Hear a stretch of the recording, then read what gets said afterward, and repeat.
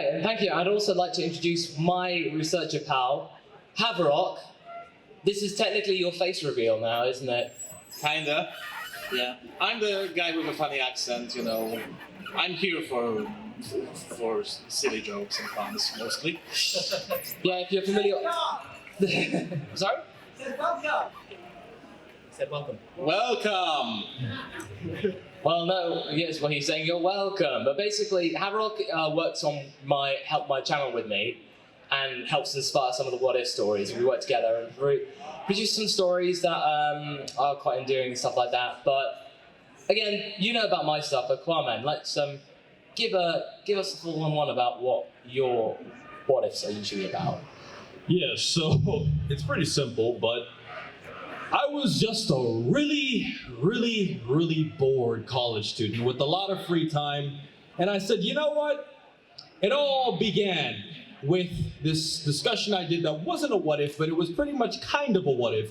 And it was talking about why future Gohan couldn't stop the androids. And from that video there, I did videos about Majin Buu, like why Gohan couldn't stop him. And then I started just thinking about alternate Dragon Ball scenarios, like if this had happened, how would it affect the series? And then it all began like this surge of interest in like translating these long scripts into videos, where I would treat like Dragon Ball video scripts like extended essays and just write 4,000 or 5,000 words on all of the different possible outcomes, and then essentially I translated that into videos, and here I am.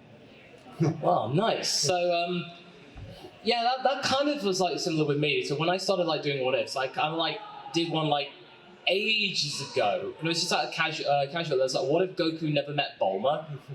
That was a long time ago, and it was just thinking, oh wow, okay, if Goku never met Bulma, that'd be actually seriously bad. Like, because it'd be that point where Bulma would not have any assistance in terms of martial arts. She may have met Oolong, maybe, but then ultimately Monster Carrot would have ended up just eating her, like turning into a carrot, and basically she'd be dead.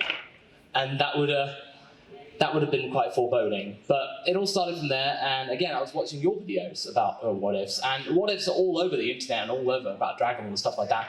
And different interpretations of the same question, and that's always very good and very healthy about what ifs, is to have a good understanding about what a what if is, and people have their own different versions of it. So that's what we tend to do. So for my what ifs, I tend to like to think about how Toriyama would act as if, like, say he woke up one day and was just got out of bed differently. So something that would be still in keeping with what Dragon Ball's meant to be. It's meant to be entertaining, it's meant to be subversive, and it's also meant to be a bit unusual. But at the same time, you got to understand that the majority of the lore would still be the same. So you need to make sure that it still has some logic to it, and something that doesn't seem like in keeping. So you don't get people say, well, no, so-so wouldn't do that. And I'm thinking, well, it would be like, but Masako! You get one. I'm surprised by the restraint of this convention. That was the first one. I've jinxed myself now, haven't I? Yep. But yeah, so in terms of what is, I tend to follow the mat of the idea that Toriyama does for the multi-parts, is that I write them part by part, so I don't plan. I give it maybe about like 2 to 3 months, in some cases of some what ifs, maybe about a year. And I just think, okay, this is what I got from the last one, let's see what we can do with this next part. And sometimes it can be quite hard, but at the same time, I almost get into a case of automatic writing, as in I just let my fingers do the talking. And usually I just come up with something good within like about an hour and a half or so.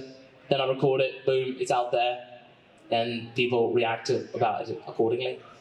But yeah, so as I said, Haverok writes, or at least comes up with the concepts of some of the what-ifs. What's your usual process, if there's any variation? So, I do completely opposite thing than you, so I plan for a long time. So, for example, a lot of our long-coming What If series already have written endings. It's not that we cannot change them if, we see a good idea in a comment, but usually, I'm not trying to go for an obvious idea. I think one of my favorite ideas that came up for your channel was what if Cell turned good and how do we pull it off? I think that's growing up to be one of my favorites. The other one is what if Goku has beaten Roshi, because it's such a minor detail, you know, but I feel that it was really important in his overall character arc, and as we can see, the ramifications can be pretty massive. But other than that, you know, one thing that I often see in you know, with a lot of unexperienced what ifers is like they are trying to make all the stories really edgy and grudgy and dark. And I get it, like you can make some you know, darker stories in Dragon Ball, as proven by, you know, the history of Trunks, for example, right? When it's, I think, one of the darkest things that Dragon Ball ever had with the original Bardock special. But I like to add that little lightheartedness, you know, that little, you know, like with our good boy Cell, Perfect 21, running around, you know, in a sports outfit and cheerleading Gohan. You can do it, Gohan. Train. You know, like being his cheerleader. Because at the end of the day, it's those little, you know, lighter elements are what's making Dragon Ball Dragon Ball. And, you know, even if we have Dragon Ball at its darkest, we still have guys that are basically called Carrot and Vegetable punching each other. So, you know, like, we cannot take that too serious. We can have serious moments, and we can try to tell something with those stories, but going too serious, I think it doesn't serve the story. Yeah, but at the same time, though, going from the what if Cell turned good thing, is that there was an example of this person on DV9 called Mukis, and they had made the children of Cell, because we talked about in part 8 about Cell wanting to have kids, and having offspring. It's just that kind of brood mentality that Perfect Cell had, and he made Cell Juniors. And Mukis came up with a daughter, or a daughter type, called Maita, and it was genius. And then I think we mentioned mitochondria or something like that, and again, mitochondria, powerhouse of the cell, and those are the two names. It keeps up to the name puns of Dragon Ball, and now Cell has 2 kids called Maita and Chondra, and their dojo that they have in the actual lore now, they could rename to the Powerhouse, as in it's the powerhouse of the Cell. And I'm like, I see you facepalming there. It's part of my style. If you subscribe to my channel, you know I'm all about the dad puns, and I'm not even a dad yet. And I'm like, yeah, I don't care. I do the puns. You get what you subscribed for. You'll have an opportunity. You think his puns are bad? Oh yeah, some of your puns are like, even I just go like, oh, ha ha. But then eventually 2 seconds later, that's pretty good. You'll definitely have a chance to verbally facepalm when we get to the Q&A section of this panel. Yeah, no, seriously. If you've got a question, feel free to come up to Kanji over here. But in a little bit. I appreciate the eagerness. Considering, you know, it's early in the con. So, but again, it's just like the whole point of what I was saying about that is that sometimes it's open to change, and sometimes, like, say for example, if anyone's watched seen the latest Super manga chapter, Haverok and I were talking about this, and some of us we were actually talking about it this morning over breakfast. It was just like, you know, it feels like there's a lot of things that Toyotaro is getting from Western influences. Like, he's listening to our things, what we're saying here in the US, Western Dragon Ball forums. And you feel like it's actually getting through to Toriyama, and you feel like he's just like, Toyotaro's getting a voice. Like, he's gaining more confidence. Especially after the Tournament of Power saga, there was a lot of derision. And I still don't forgive what happened to Krillin, and that was just ridiculous. I thought it was bad in the anime. I'm sorry, but you out there, internet, you know what I'm talking about. But you feel like with Toyotaro, it's turned a corner, and this Moro arc is going to be like the rites of passage for him. And that's pretty good, but user feedback seems to be actually quite important. And I do think that with my what ifs, like with Mukis, their design is now pretty much in in the lore. And now they've gone like full bore by coming up with variations like an adult version, like Maita may become the Guardian of Earth in the future, like in the Dragon Ball Online times like hundreds of years. And you think, that's not a bad idea. So we were talking about it on the drive here. It's just like, maybe that could work.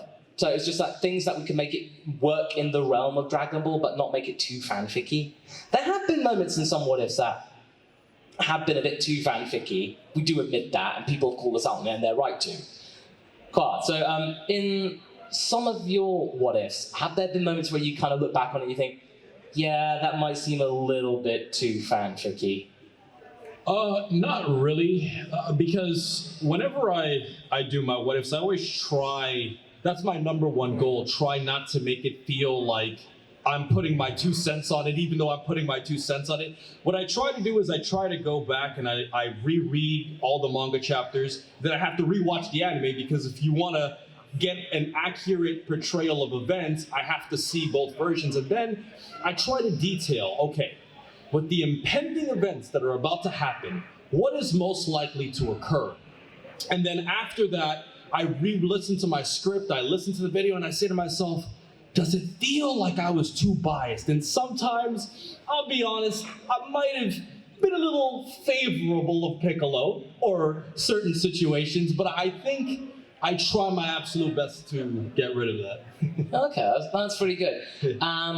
But there are some times where it's too strong, like with the What If Raditz Turn Good world. That's why I make Dragon Ball R&R. Yeah. That can be a little bit freer because it's a spin-off with the kids involved. And again, this is spoilers for like later on, well into the late part of the season. I am doing a bit of a fan servicey thing, and there is a certain angel out there that basically I want to make a cameo, but make it not too obvious. Yeah. So basically, it'd be like there's an episode which involves Vegeta cooking on a TV show. It's like the Great Saiyan Bake Off. And I actually want to make that the title now. It's like, you have to get a job, the Great Saiyan Bake Off. Or something like that. Because in America, they call it the Great British Baking Show. Okay. I don't know why they changed the name. Why change the name? The Bake Off has been trademarked in America. Really? I didn't know that. So, trademark. Wow. Okay, that makes more sense. That was a very passionate response. We're very, very passionate about our soggy bottoms. It's an institution. Yeah. I'm not gonna lie, Noel Fielding in that is great. And I love the dynamic between him and Sally Toxic, but that's besides the point. But in one of the food critics there is a blue-skinned guy with white hair in a suit. And his name is William Easton. William H. Easton. Houston. And if I get my way, the right voice will be in that part. If I get my way. But I'm looking forward to that. It's just those little moments, like Gohan's first conference. Like, you know how he's like, well, I wish to train, but I have to go to a conference. What was the first conference that made him make that decision? But it's just one of those things. So I do have forums where I'd like to expand upon it, but I'm looking forward to like all these little tidbits. So it's going to be really good.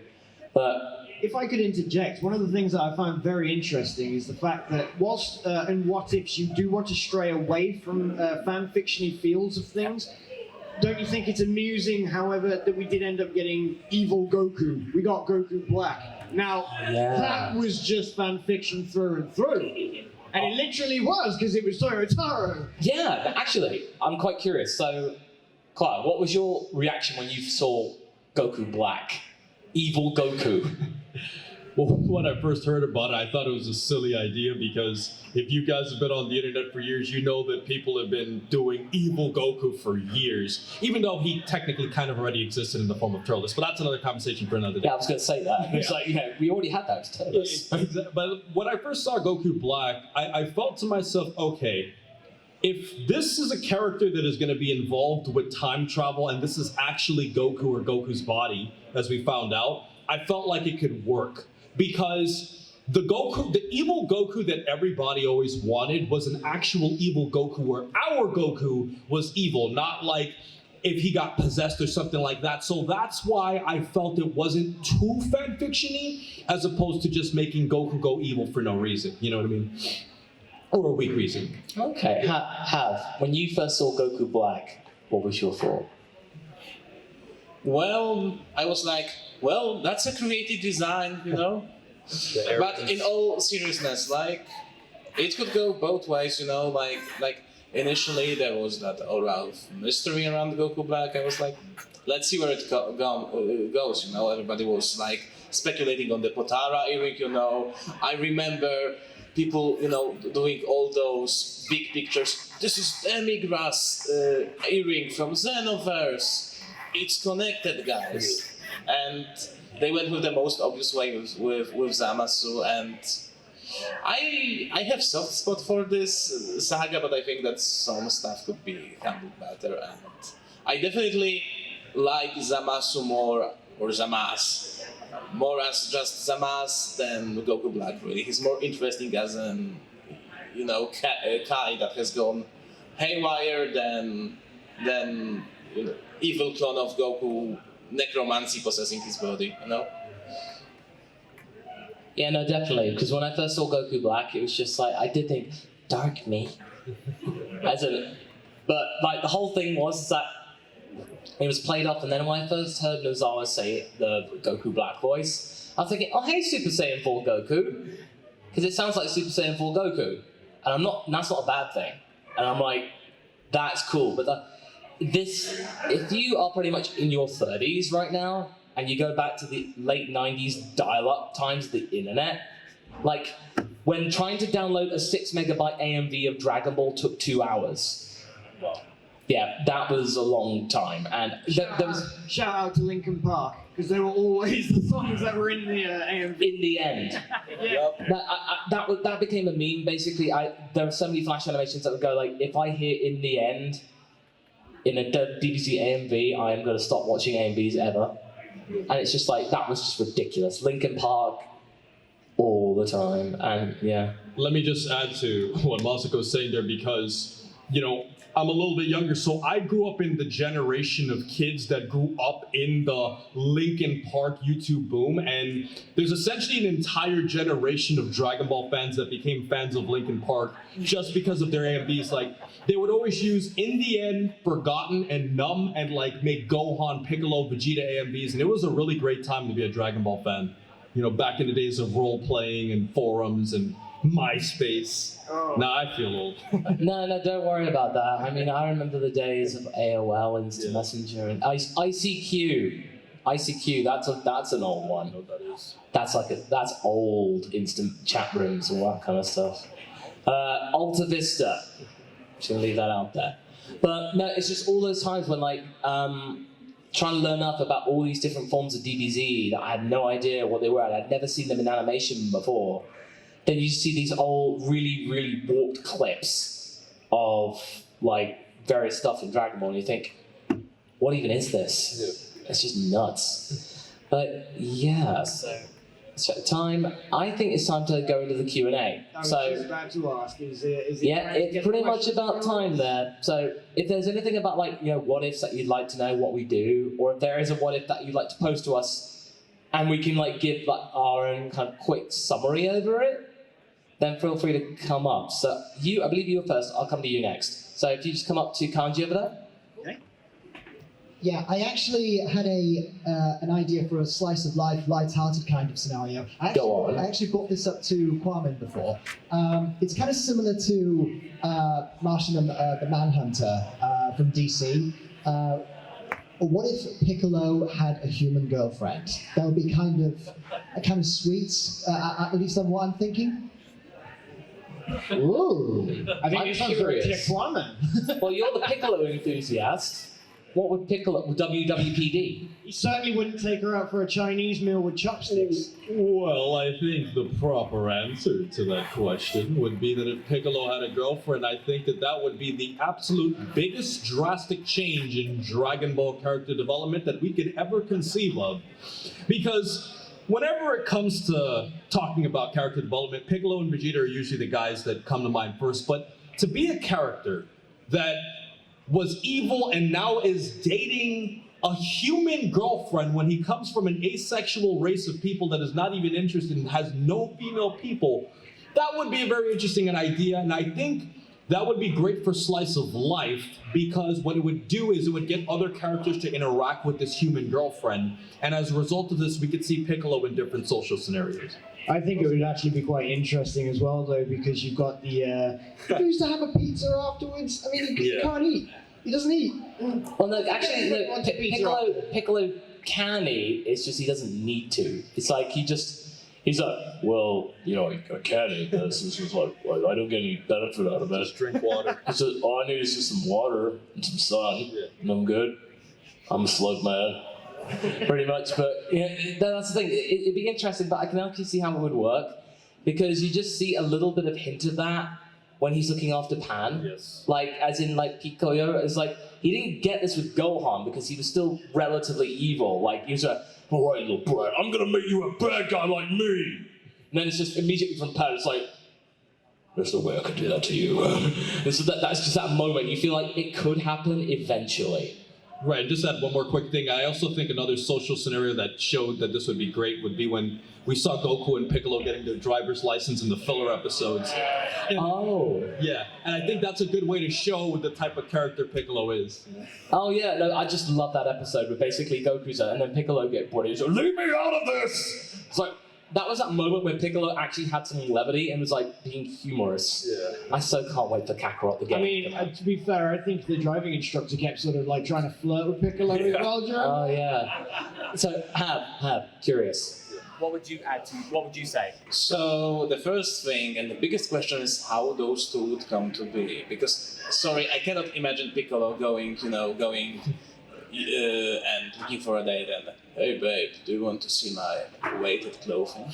I cannot imagine Piccolo in that situation, so I don't know, either she would have to take care of him when he was wounded or something. Like, this is the biggest challenge to me, because to make him emotionally connected to someone, like, Piccolo wasn't very good with people at the beginning, and it costed Gohan some pretty bad traumas in his childhood to get through him. So I think that's the biggest challenge. Like, on a platonic level, I think it could work, but how? How do you connect them? Maybe the female could initiate the moves, like she was curious about him. Well, before anybody answers this, I would just like to remind you all that Piccolo is probably still underage. Piccolo's like, he was like 3 at the 23rd Tenkaichi Budokai. 6. I'm 6. Wow.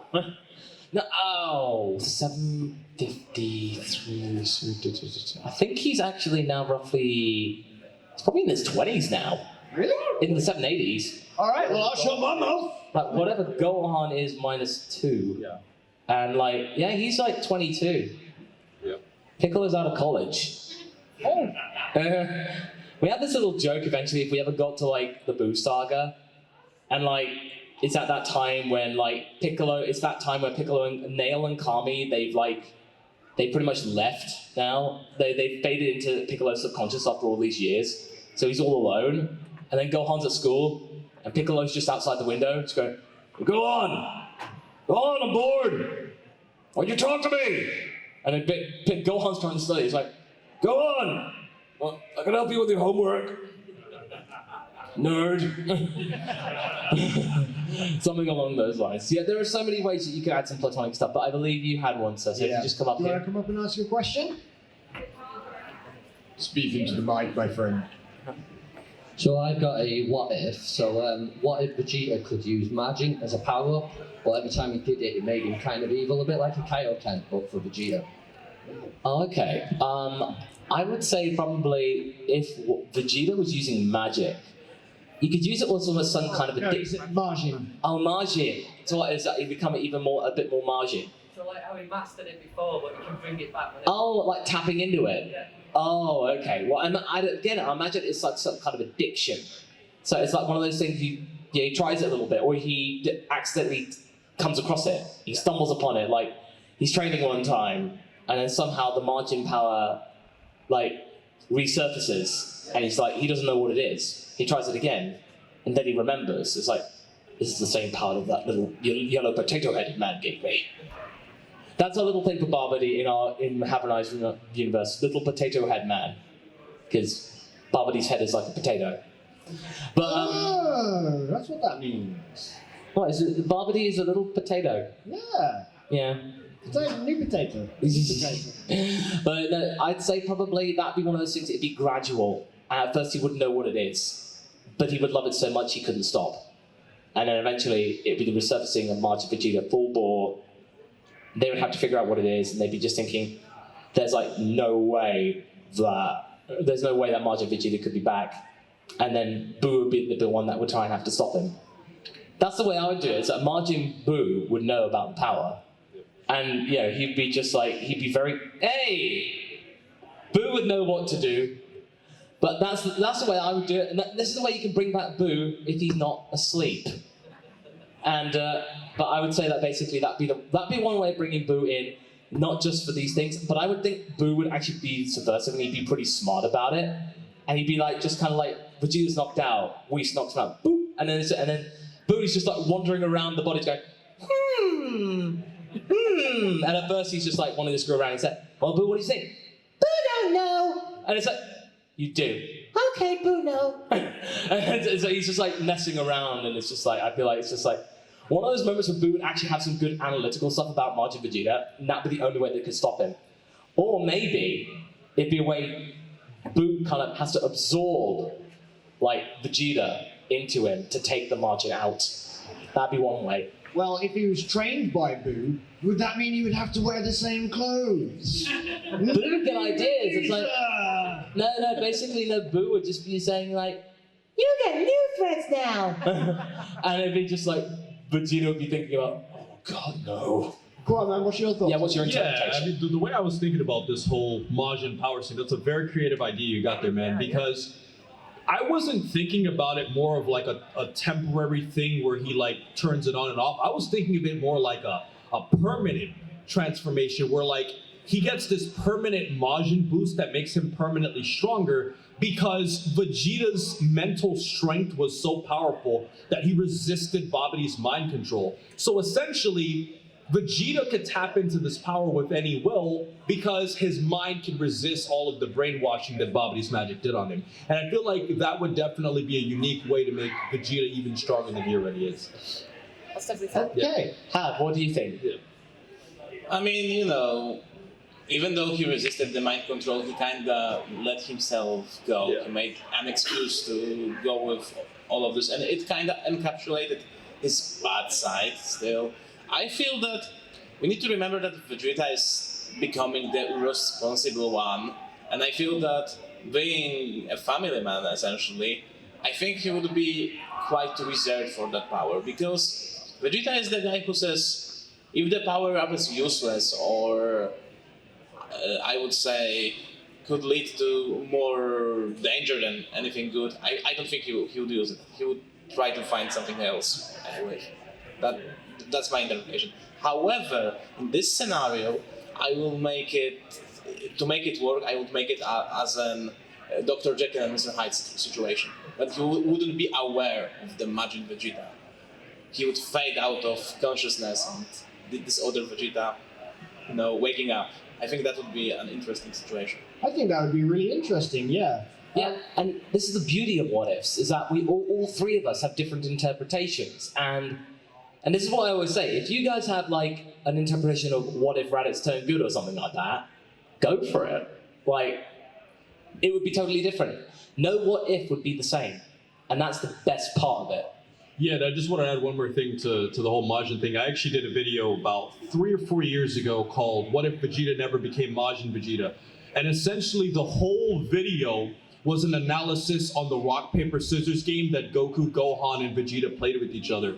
And the thing is that if Gohan or Goku or Vegeta had won that rock, paper, scissors match in the first round, that would completely change the Buu saga, because that would mean that each of them would fight different people. And I definitely think it's moments like that that make what ifs interesting. That a rock, paper, scissors game decided the whole Buu saga, you know what I mean? And that's why I feel our job is to make what ifs as realistic but also fun at the same time. Yeah, my What If Broly Turned Good is the epitome of basically just having fun with it, because it came out on April Fool's, and Broly, the original legendary Super Saiyan version, the movie one, just basically it's got mind control. He sees some basically Babidi hurting Goku. And he has this amnesia at this time, so he doesn't know who Kakarot is, the significance, well, who Kakarot actually is. But he just goes up to the little potato head man. You go! Bam!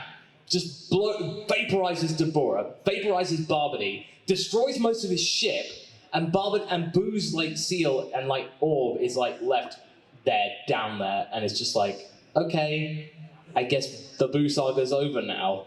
And that sometimes what ifs can be dumb if you allow them to be, but for the most part you should try and keep them logical. But I believe, who else had, yes?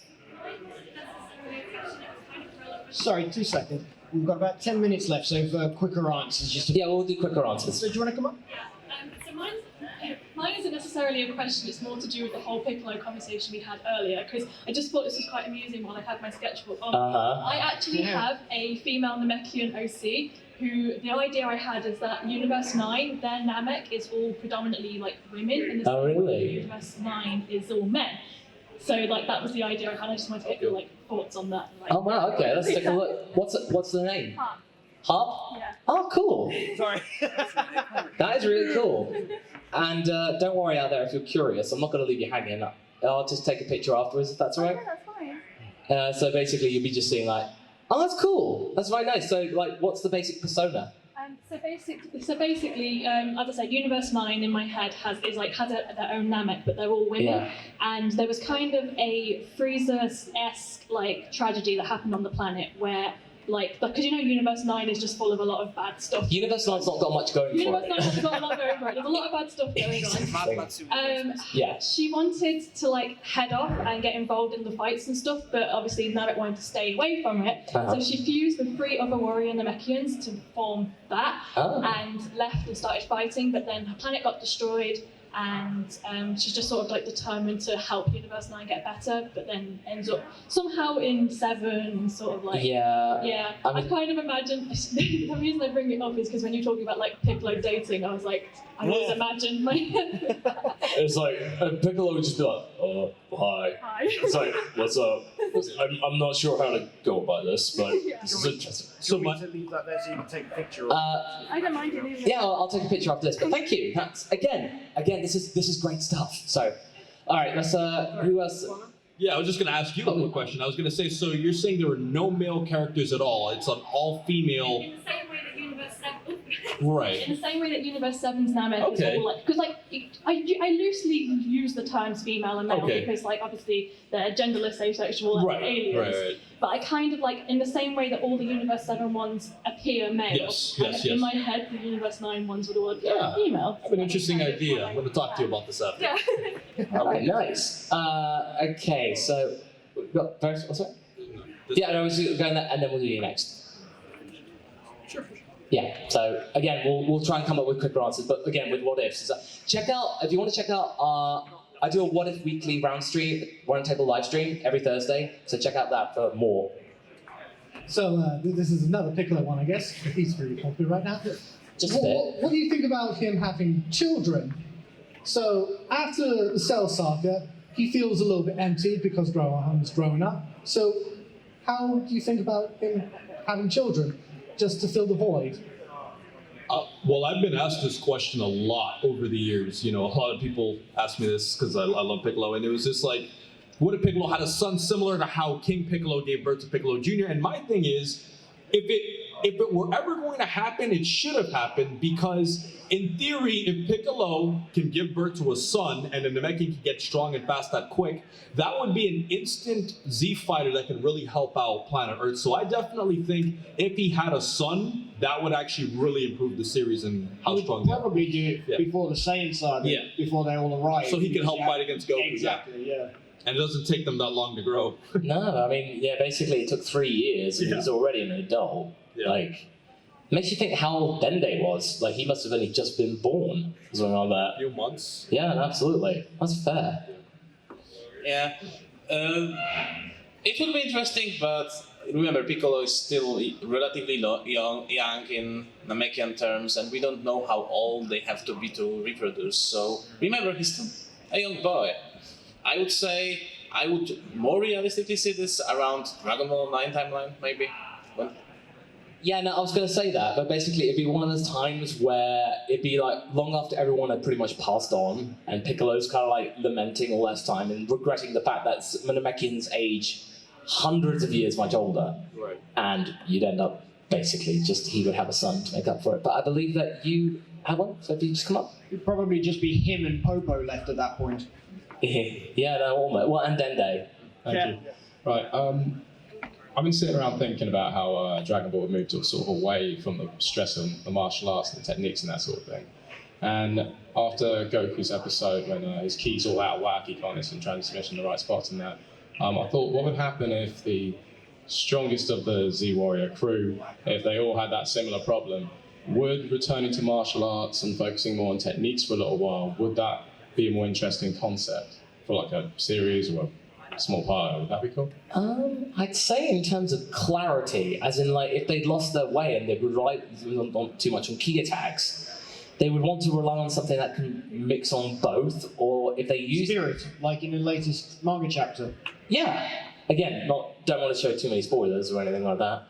But in terms of like, it would provide things that you have to basically just work with what you got. And it's like in movie 5, the cool movie, like they can't use energy. They have to rely on, techniques and, martial arts and stuff like that.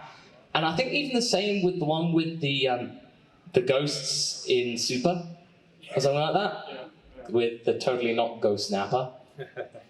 We know what you were doing, Toei. Don't deny it. But no, that'd be really interesting. And the fact is, though, like Krillin would be like, well, look who's come crawling back. The Cruel Dog is in the house. Yeah. Can we at least get a hit him really hard out of you? I know it's Vegeta's line, but can you do a hit him really hard? Well, I guess we can hit him really hard together. But yeah, so basically that'd be I'd say on that. What do you guys think? QAAMAN? Okay, so it's kind of interesting, but at the same time, I would rather see it as a spin-off series, to some of the minor characters, maybe to a new generation of the characters, because maybe, Toei will at least acknowledge that characters other than Gohan can age and grow up. That would be nice and make a more martial arts adventure-focused series with kids. We have 4 kid characters that we haven't even seen because somebody was too lazy to draw 17's family, Yeah. Yeah, I was just to respond to you were saying about getting away from just the power and stuff. I think that having a show that focuses more on like martial arts techniques or like original energy techniques, I think adds flair to it, but effective flair, because what it does is it makes less powerful characters more relevant, you know what I mean? And I think as a result of that, moving forward in Dragon Ball, like using the Mafuba to stop Zamasu would make the show better. Yeah. Thanks so much. No worries. I think we've got time for one quick question, and yeah. Gentlemen. Yeah. Quickly! I basically have one what-if question. So, what if Goku were to meet himself, but in the Dragon Ball Evolution timeline?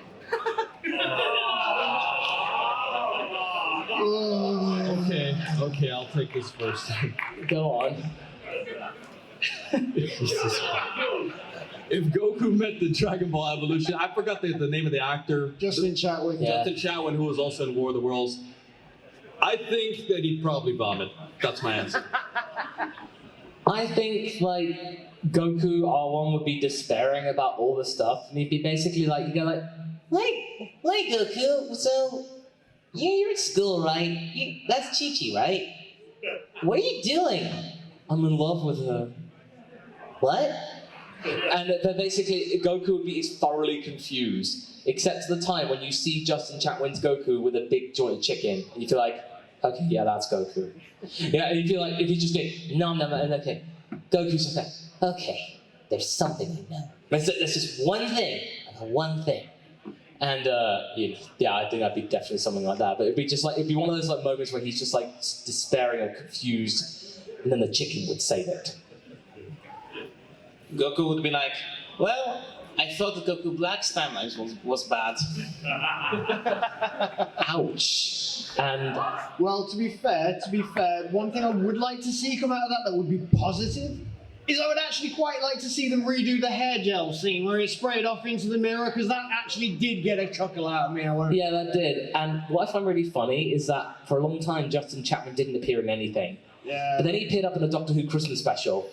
And he appeared as a character called the Ghost, as a superhero, with a massive G on his chest. And I laughed my head off, and I'm thinking, somebody in the costume department knew Goku, G, Goku. And I'm like, somebody knew. And I'm like, but the thing is, though, Justin Chatwin's not a bad actor. He's actually pretty good in that special. The bad cat. It was just not the right direction and not the right script. Again, actors who are great, actors who have got a really good track record, if you gave them a role, they'd end up being not that great if they don't have the guidance.